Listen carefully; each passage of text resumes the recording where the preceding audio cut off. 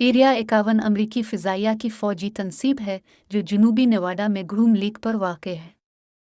ये अवाम के लिए काबिल रसाई नहीं है और 24 घंटे निगरानी के तहत है। एरिया 51 के मुलाजमीन हवाई जहाज़ के ज़रिए इस सहूलत तक पहुँचते हैं। वो ऊपर की फ़िज़ाई हुदूद के ज़रिए परवाज़ किरन बरसों से तनसीब के बारे में क़ियास आराइयाँ की जा रही थी, ख़ास तौर पर आसपास के इलाके में यूएफओ देखने की बढ़ती हुई इत्तलात के दरमियान। ये साइट एरिया 51 के नाम से मशहूर हुई, जो कि एटॉमिक एनर्जी कमीशन के नक्शों पर उसका ओहदा था। साजिशी नज़रियात को 1980 की दहाई के आखिर में हिमायत हासिल हुई जब एक शख्स ने तनसीब पर काम करने का इल्ज़ाम लगाया कि हुकूमत बरामद शुदा अजनबी खलाई जहाज़ की जांच कर रही है। 2013 में अमरीकी हुकूमत ने बाज़ाब्ता तौर पर एरिया 51 के वजूद को तस्लीम किया। इस साल जॉर्ज वाशिंगटन यूनिवर्सिटी में नेशनल सिक्योरिटी आर्काइव ने freedom of information act (FOIA) के जरिए हासिल की गई CIA की एक साबिका दर्जाबंदी की दस्तावेज, जिसमें U-2 जासूस तैयारे की तारीख बयान की गई थी। इससे पहले 1998 में एक बहुत ज्यादा तरमीम शुदा वर्जन जारी किया गया था। रिपोर्ट के मुताबिक 1955 में दूर दराज की जगह, जिसमें एक हवाई अड्डा भी शामिल, जो दूसरी जंग अजीम के बाद से फौज के जेर इस्तेमाल नहीं था, को U-2 की जांच के लिए मुंतखब किया गया था। इस जासूस तैयारे की आजमाइशी परवाजें और उसके बाद के हवाई जहाज देखने के लिए जिम्मेदार थे, दो इस वक्त के किसी भी दूसरे तैयारों से कहीं ज्यादा ऊंचाई तक पहुंच सकता था।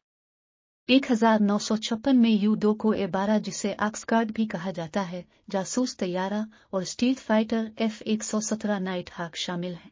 फ्लाइंग ऑब्जेक्ट UFO, जिसे उड़न तश्तरी भी कहा जाता है, कोई भी हवाई चीज़ या नजरी मजहर जो मुबस्सिर के लिए आसानी से काबिल शनाख्त न हो।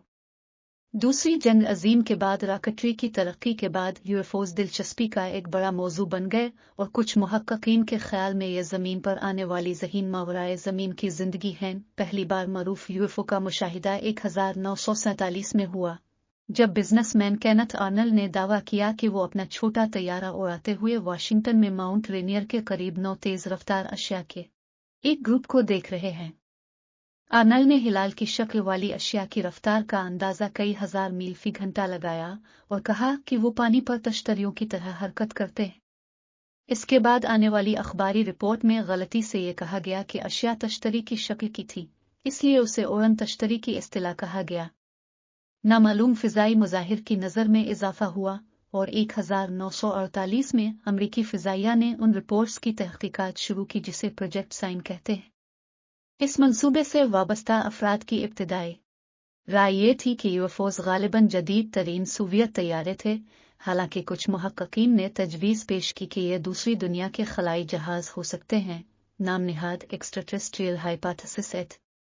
एक साल के अंदर प्रोजेक्ट साइन की जगह प्रोजेक्ट ग्रज ने ले ली, जिसकी जगह 1952 प्रोजेक्ट ब्लूबेक, जिसका सदर दफ्तर डीटन, ओहायो में राइट पीटरसन एयरफोर्स बेस पर है, के बारे में सबसे तवील अरसे तक जारी रहने वाली सरकारी इंक्वायरियों ने ले ली।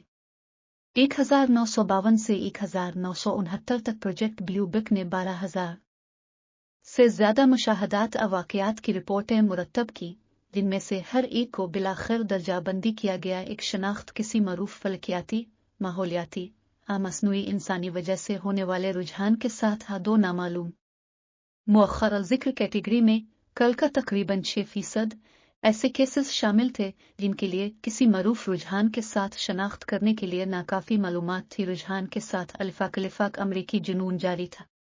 1952 की शदीद गर्मी में वाशिंगटन DC के नेशनल एयरपोर्ट के करीब रेडार और बसरी नज़ारों का एक इश्तियाल अंगेज सिलसिला पेश आया।